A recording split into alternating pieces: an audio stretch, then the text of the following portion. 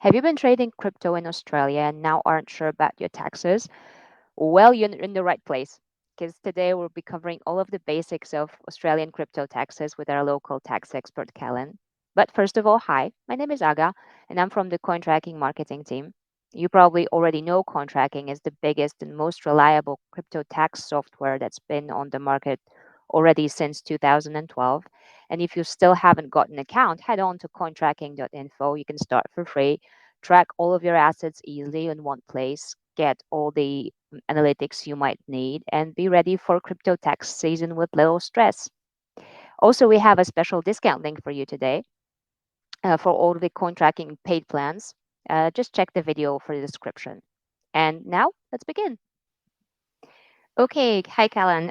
Would you like to say a few words on who you are and what you do with CryptoCate? Absolutely. My name's Callan Sarre, and I was a co-founder at CryptoCate in 2018, I think is when we started. So we were one of the first companies in Australia looking at crypto tax. Basically, we produce cryptocurrency tax reports for all different legal entities in Australia, whether you're a professional trader or investor, or you're operating a self-managed super fund or something like that. We generate the cryptocurrency reports that you need as part of your tax submission. And then we let the accountant do the tax side of things while we focus on the cryptocurrency reporting. So pretty much everything specialized in cryptocurrency. We can handle all kind of different cryptocurrency activity and volume and make sure that it all goes into your reports accurately.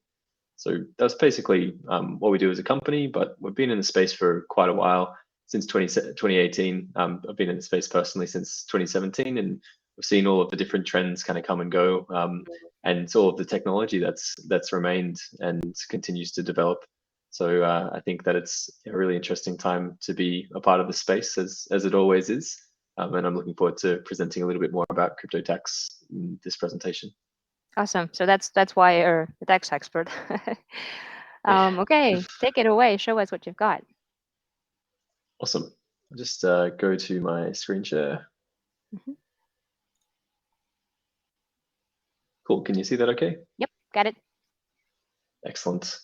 So today I'll be talking about Crypto Tax 101. We'll be going through some of the basics. I've already covered a little bit about so we handle the cryptocurrency tax component of a tax submission or the reporting requirements for a fund, and we can do so for all different entity types, trading volumes, and types of activity. So we're quite synergistic with accountants. We don't kind of compete against accountants for this kind of work. We plug into accounting firms and can create the crypto for an accountant. So if you're an accountant and you need crypto tax, we're the guys that can help you out. Quick disclaimer, this does not constitute legal, tax, or financial advice in this presentation. So if you're watching this presentation, you're probably familiar with cryptocurrencies, and very similarly from a tax perspective to that of shares at a high level when we don't get too specific there. When you dispose of a cryptocurrency, there's a taxable event, much in the same way as when you dispose of a share. But cryptocurrencies have some distinct features from shares that currencies are independent and globally sovereign, which means the same way that shares are issued by a company on a regulated trading stock exchange. So they can spin up in many unique ways by developers all around the world. So they have that different characteristic. They also run on decentralized infrastructure as opposed to a share registry, which is run and managed by a particular organization. The blockchain that keeps the record of the cryptocurrencies is a decentralized piece of infrastructure, which means it exists all over the world and isn't owned by a company or a government for that matter.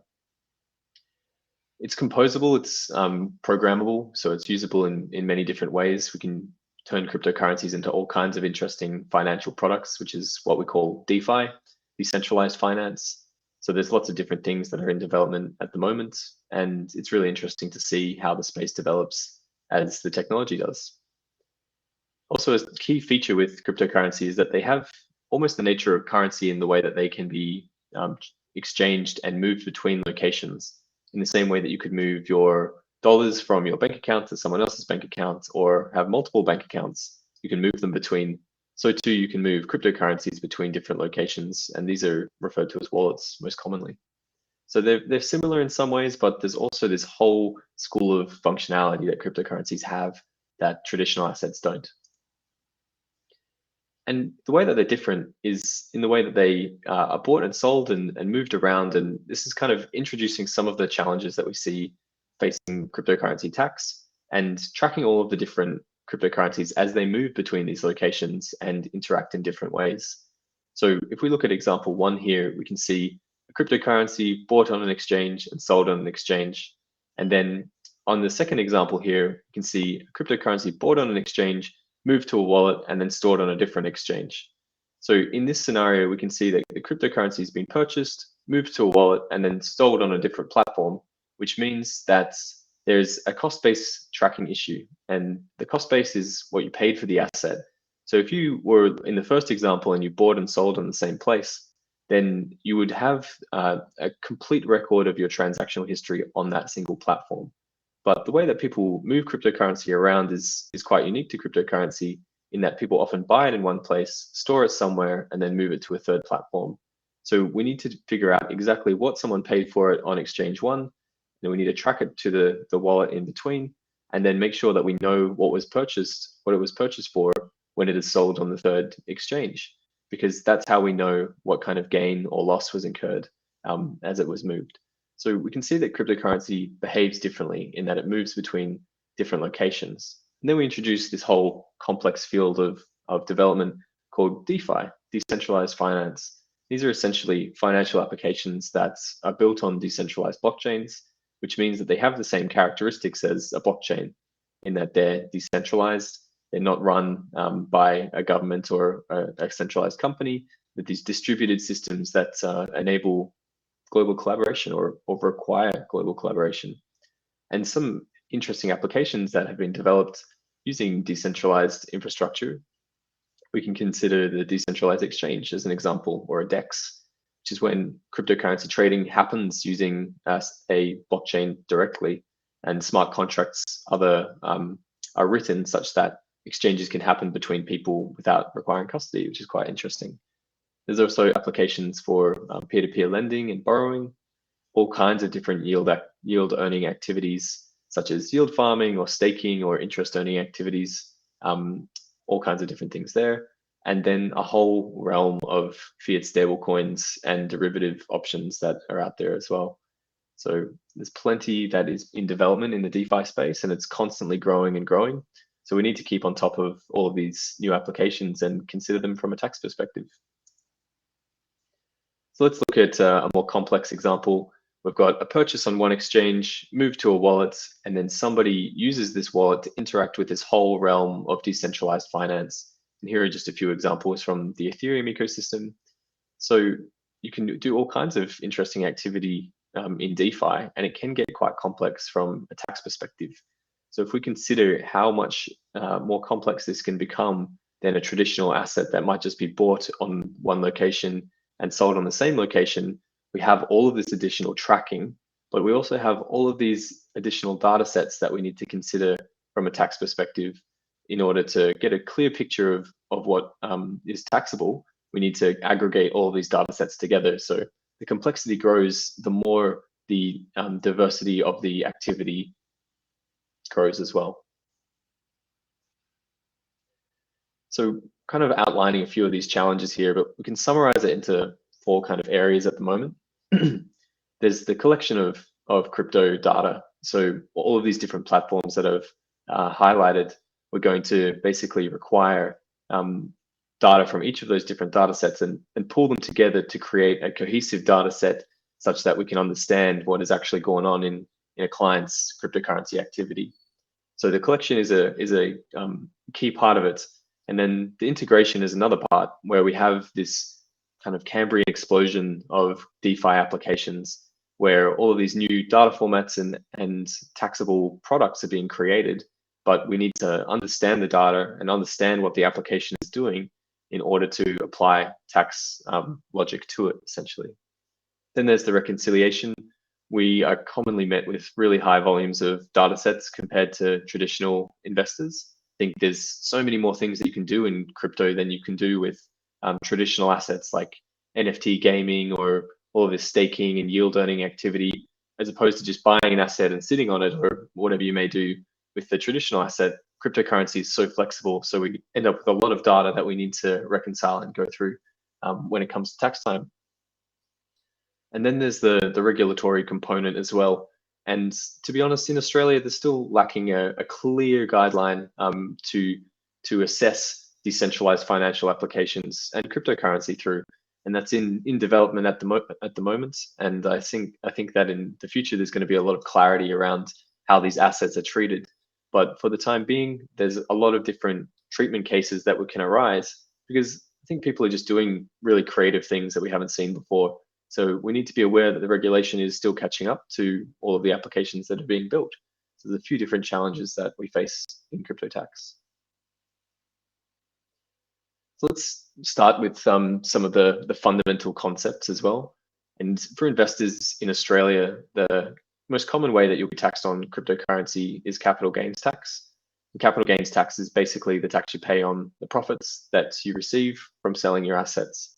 And this is always evaluated in AUD, which is somewhere that some people can get confused, is that they think that because they've traded from crypto to crypto and they haven't actually exited into Australian dollars at any point, then the activity that took place in crypto land isn't taxable, whereas it is taxable.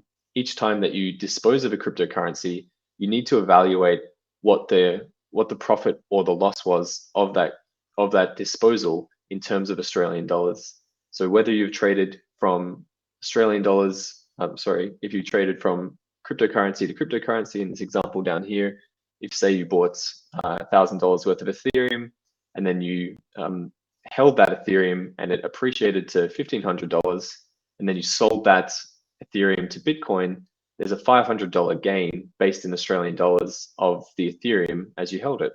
So even though you bought Bitcoin and you haven't cashed out to Australian dollars, you will be required to evaluate your tax in terms of Australian dollars. So there's a $500 gain.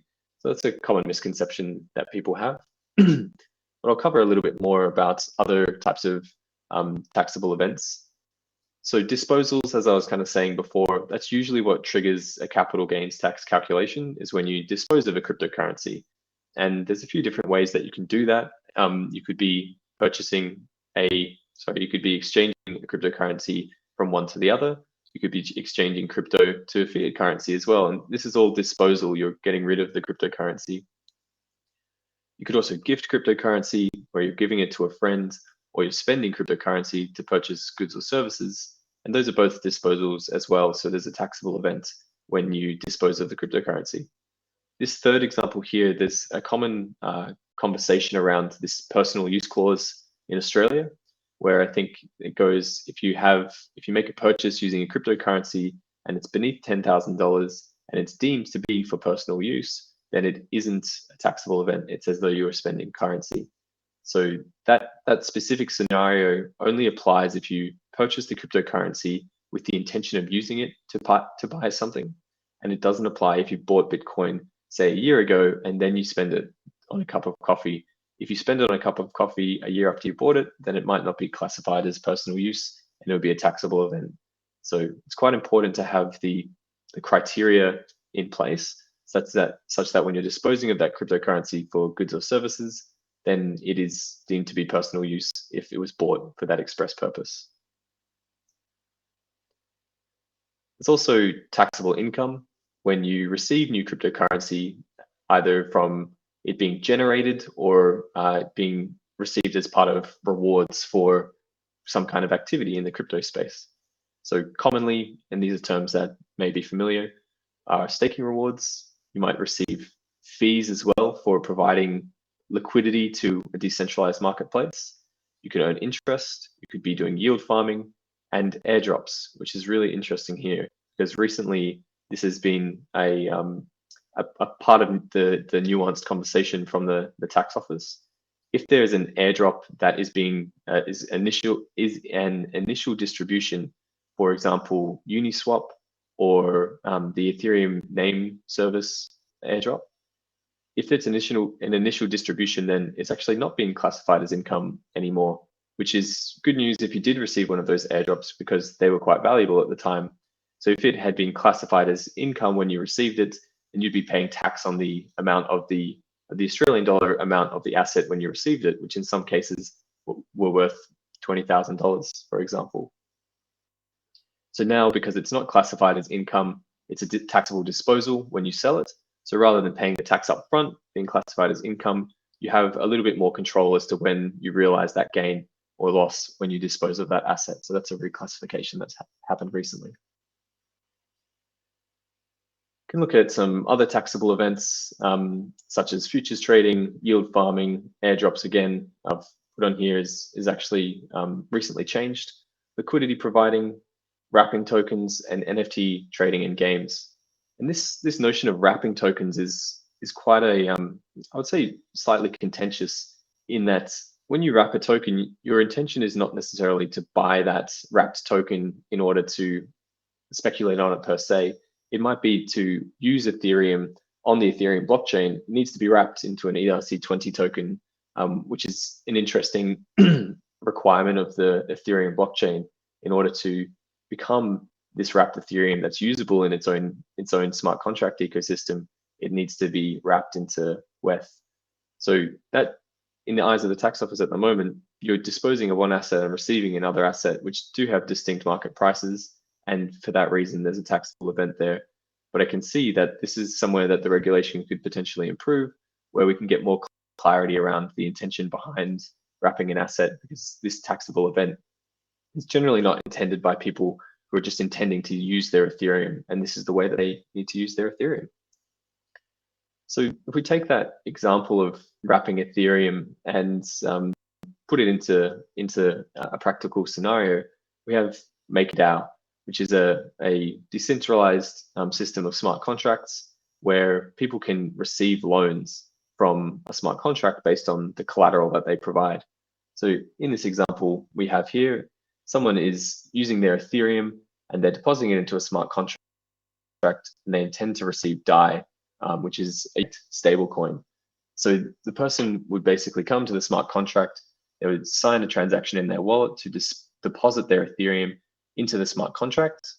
But in order to use their smart contract, it needs to be wrapped as a ERC20 token. So they firstly will basically exchange their Ethereum for this wrapped Ethereum, and then deposit the wrapped Ethereum into the smart contract. So we can see here that there's potentially a taxable disposal when they move from Ethereum into wrapped Ethereum. They deposit that into the smart contract and then receive DAI, which could be classified as income non-taxable. So the value of the DAI would be the market rate of that DAI stablecoin at the point that they receive it. And in theory, it should have a cost base pertaining to that as well. So this is just an interesting example of how you can wrap tokens and you interact with smart contracts and result in another result, receiving DAI as a stablecoin as a collateralized loan. There are a few different taxable events here as well. So it's really important to understand what's going on when we're interacting in DeFi, because it can be quite complex from a tax perspective. Another example I'd like to use here is that of liquidity provision. If you're familiar with liquidity provision, it's where you take assets and you deposit in a decentralized marketplace, and you receive a token that represents your share of the assets provided in that market. So for example, if I provided 10% of the assets in that marketplace, then I would receive 10% of the fees from trading on that marketplace. So this is the example that I've chosen to illustrate how there can be complexity involved here as well. A user could start with their wallet over here. They take an equal proportion of DAI and Ethereum. They need to provide both sides of the market. Then they deposit these assets into the Uniswap smart contract as an example here. And that could be considered as a taxable disposal, where they're getting rid of their assets, they're depositing their smart contract, and they're receiving something in return, this liquidity token. Liquidity token commonly doesn't have a market, so it's not a CGT asset in itself. It's kind of a coupon, you could consider it as. But this token does represent a share of that market. and they can earn fees based on the proportion of liquidity tokens that they own compared to everybody else. So they're holding this token and they're earning fees, and the fees that they generate from the fees that they receive from holding the liquidity token could be considered taxable income as well. And then time passes and they decide to redeem their token by putting it back into the smart contract on Uniswap, and they redeem their proportion of assets in the pool. And if the proportion of assets changes in the marketplace, then so too could the balance of assets that they receive back would actually be different there as well. So in this example here, the price of Ethereum has moved relative to DAI. So when they redeem their token, they receive a different balance of assets back. This is called impermanent loss, and that's a whole other kettle of fish, essentially. But in this example, I'm trying to illustrate again how somebody's providing their assets into a decentralized exchange in order to earn fees or to yield farm potentially with this liquidity token.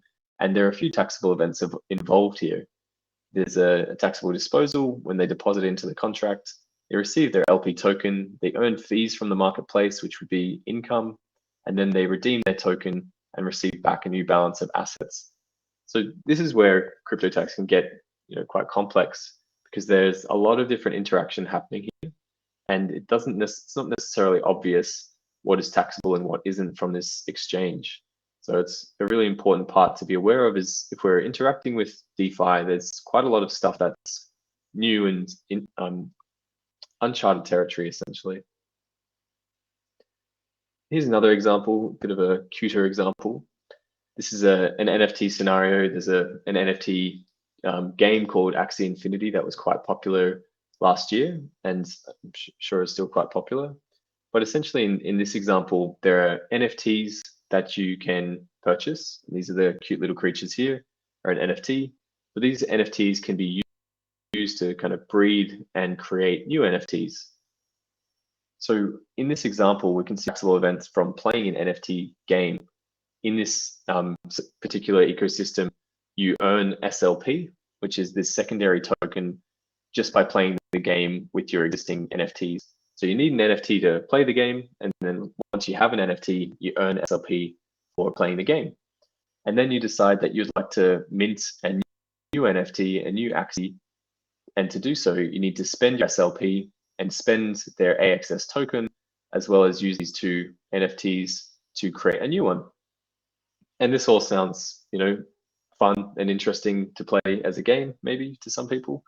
And then there are also taxable events that are implied as a result of playing it. So there's the earning of the SLP, which is generating a new token. So this could be considered income from receiving the SLP. Then there's the spending of the AXS token in order to produce this new NFT. So you've got these two assets that need to be in order to produce this third asset. And then the cost base of this asset then becomes the cost base of the SLP added to the AXS token. So you're spending these and purchasing a third asset, essentially, but you're actually minting it. So you can see that there's complexity in that. You've got to track how much income you received from this SLP in order to establish how much this SLP was worth to you. And then when you dispose of it, there's a taxable event when you consider the income amount versus the disposal amount. So that you might have made a gain or you might have made a loss.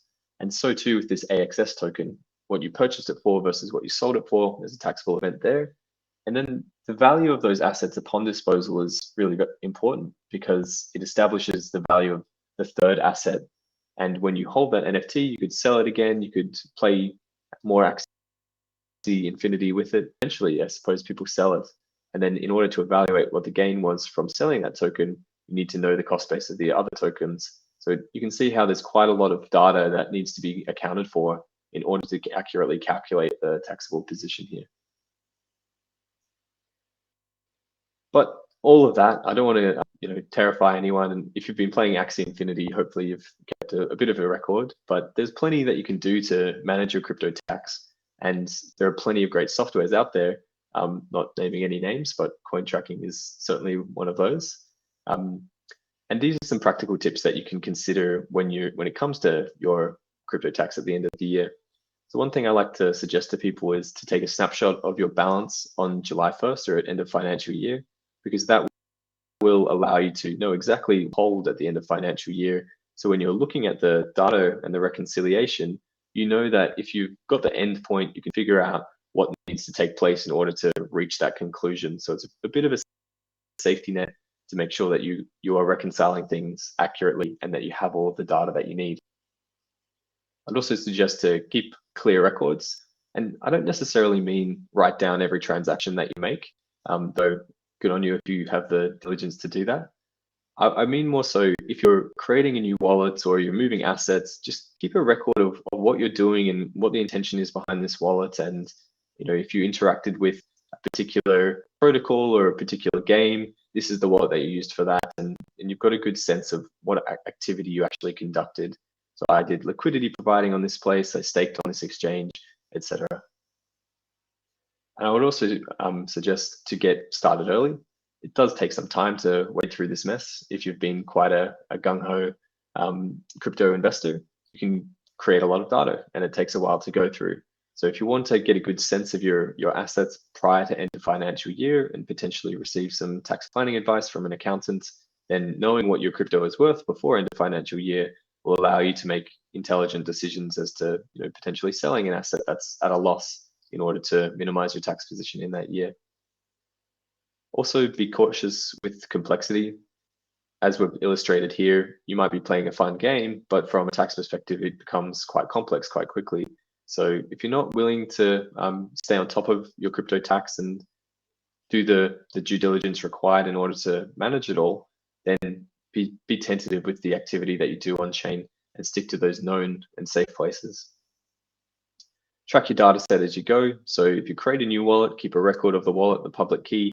If you create a new exchange account, make sure that you're aware that this is where your crypto is gone, and make sure that your legal entities remain separate as well. I've seen a few cases where people have invested on behalf of others, or they've pooled their assets with their self-managed super fund assets, and it gets quite messy in order to separate those data sets. So make sure you keep everything separate. It's really easy to spin up new blockchain-based wallets in crypto, so there's no excuse of keeping your assets separate. Another really common question for individuals in Australia is, am I an investor or a trader? And this is important because it changes the way that your tax is evaluated. And it also has a few different implications from a business perspective as well. You might be in business if you're a professional trader, in which case you might need some different structuring. So in order to evaluate whether you're an investor or a trader, you want to consider things like the volume and frequency of your trades, the types of activity that you have, whether you're going through your trades with a specific strategy and structure to it. If you're working with others and have invested a lot of capital in what you're doing, then you're potentially in business as well. So I see a lot of people with really high transaction volumes who didn't necessarily intend to do that as well, in that they plugged into a bot or something like that and generated hundreds of thousands and thousands of transactions. And from a volume perspective, they could be considered a trader, but their intention was just to play around. So I think it's really important to be aware that this classification exists. And if you're unsure about yourself, please seek tax advice from a qualified accountant and definitely help you to understand whether you're an investor or a trader for tax purposes, and then that informs the way that your crypto tax is processed. So I've highlighted there's a lot of different data sets involved in cryptocurrency as well, and there are lots of different ways of collecting that data as well. So centralized platforms generally provide an API key or a CSV export such that you can collect the data from the platform automatically by connecting an API key, or you can download it manually using a CSV. Decentralized platforms, there's generally a public key export, and sometimes there's a CSV export from the block explorer as well. But platforms such as CoinTracking allow you to just take the public key of your wallet and input that in the software, and then the software pulls all the data across automatically, which is really handy. And I'm basically illustrating here all of the different data sets that CoinTracking supports in order to help you collate that data. So we can see from the top, there's overview and the manual stuff if you get it yourself as a fee. And then these are the CSV platforms that are supported by CoinTracking. You can use an API, you can import chain.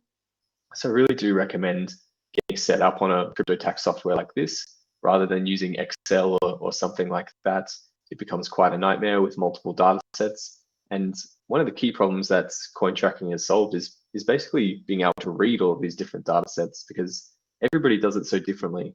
And it's really important to be able to read it all in the same format. Otherwise, it's impossible to compute the tax. So something that I really appreciate about CoinTracking is their ability to pull everything together and make sense of it. So here is kind of a 5-step process. It might be a little bit more complex than this in practice, but if you follow these steps generally, it will definitely simplify your crypto tax at end of year. So I'd like to start just by creating a list of accounts that you have, wallets and platforms, and different interactions that you've made, so that you know what kind of data you're looking for. You've got a comprehensive list of things that you need to search through. Oh, I need to get the API key from here, the public key from here. This one's a CSV export. And then you tick it off sequentially. So you've got all the data that you have, because if you don't have the data, then you might be missing a cost base, and then you'll be paying the maximum amount of tax if you sell that asset. The second step is to get all of that data into CoinTracking, and that could be by the API connection, CSV upload, public key, all of the different things that I just showed in that last little animation. And then you want to kind of cross-check against CoinTracking versus the data that you've collected. Sometimes API keys can be faulty, or you typed in a key incorrectly or copy and pasted it wrong, whatever it might be, but you want to just be thorough and make sure that everything has come across correctly. Then when you're confident everything's in, you can look through all of your transactions on CoinTracking line by line and say, oh yes, this was a deposit. Oh, I sent this one to my cousin. This is a reward from liquidity fees paid in a marketplace. And you're classifying them in the software as you would expect to see them. So this is the treatment that they receive, and then you're applying that, ensuring that everything matches. And then once you've done that reconciliation process, you can generate your reports. CoinTracking has the Australian export format, so you can get the reports that you need for your tax return. So it might be capital gains, it might be an income report, it might be more complex if you're investing through a sophisticated entity or a different legal entity. So there's all kinds of different flexible options, but this is essentially 5 steps. This is the way that I would approach it, but as well as keeping in mind the other tips as well. So you want to snapshot your balances and try to keep things nice and simple where possible, and then pull it all together via CoinTracking and do your reports from there. So that's been my presentation on crypto tax. I've covered a bit of ground, from the basics of capital gains tax to some niche scenarios in liquidity providing in NFTs, and then a bit of practicality about pulling it all together and doing the reporting when it comes to end of financial year. So yeah, I've been my name's Callan. I came from CryptoKates. We do cryptocurrency tax. This is the kind of stuff that we work through every day.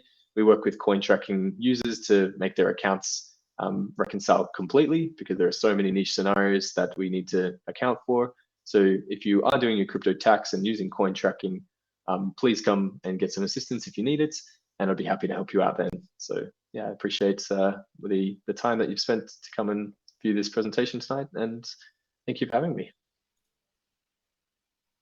Cool. So, Callan, we have some questions that we've collected from our users via Discord and Twitter. So let's begin.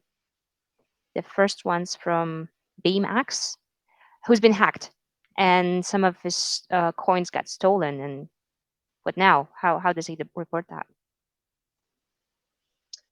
Well, that's terrible to hear. And yeah, I do hear similar stories, hacks and scams and things like that. It's quite rife in the crypto space. So it's really important to keep our assets secure when we can. But essentially, if it's been stolen, it should be able to be written off as a loss, which would be as though you sold the asset for $0. So whatever you paid for it should be a deduction that you can claim. And it's all reconcilable through CoinTracking. So we basically, look at the data that was from the exchange, or look at the data that's coming from the wallet, and see a withdrawal in most likelihood. And we know that that's going somewhere. Well, that's the piece that's been hacked. It's going somewhere that we don't own. So in CoinTracking, we'd change that transaction to basically say that this was a loss. or change the sale or change it into a disposal instead and change the sale amount there. So it's definitely something that can be claimed. But yeah, I'm sorry to hear that you've been hacked. So basically, it's a declaration-based process. You say, yes, this is the part that was stolen, and you mark it as sold for $0, and that's it. Okay. Yes. Yep. This is an interesting one from Leonora, who's an NFT creator, who's asking us, is there a tax-free amount for creatives in Australia? Is there a special form that needs to be filled for that? It's an interesting question. As an NFT creator, it's likely that you're in business, which means that the sale of your NFTs is classified as income in Australia. So you'd likely be taxed as a business in Australia. So I don't think there's a tax-free amount per se. It might be a particular threshold, but it's likely that the NFT sales will be subject to income tax in Australia as well. In terms of a special form, I don't believe so. The tax office hasn't got so far as to have a special NFT form yet. But it is part of the submission of your tax would be to evaluate all of those NFT disposals. As a creator, it would be you haven't necessarily spent anything to create that NFT, so it would be evaluated from a zero cost base. It might have the value of the fees that you needed to spend on the particular network you used in order to create the NFT could be the cost base as well. But those activities should be deductible as well, I'd imagine. But I'd speak to your accountant if you're an NFT creator, in order to get a really clear sense of what your tax obligations are. And then when it comes to actually calculating the amounts, then CoinTracking and our services are where it would basically come in. All right, thanks. And the last one we have is actually a pretty popular one. We have received this in many forums, and we say it a lot. So Harry, who knows he's behind. He won't be able to do his taxes on time, and there's just too many transactions, too little time. So what now? Yes, this is a common story. And I totally understand where Harry's coming from here in that people get carried away and we don't really realize the obligation sometimes. And then it's already end of financial year. And yeah, we're feeling the pressure. And certainly there are plenty of people out there in a similar position. I would say definitely speak to your accountant. If you have an accountant and you're registered through their tax portal in Australia, then you have until May to make your submission for financial year 22. I would suggest trying to get that extension. As it stands, try to do it as quickly as possible. I think that there can be late fees from the tax office if you aren't submitting in the meantime. And if you've already submitted for that financial year, then an accountant can make an amendment in order to update your previous tax return. But the short answer is try to do it as quickly as you can and make a submission. And CoinTracking can certainly assist. We can assist to do that as well. But I guess there's no need to necessarily panic. Best thing to do is to do your reporting as swiftly as you can. Okay, guys, this is all we have for you today. Thanks for being with us. And if you have questions that we have not answered, there's two things you can do. First of all, go to our homepage, cointracking.info, and in the section Contact an FAQ, you will find an extensive list of explanations. There's a search bar. You can type in whatever you're looking for and see what comes up. And if that doesn't help, join our Discord. In there, you can ask any question that you need, including the tax ones. Thanks again, and I'll see you soon.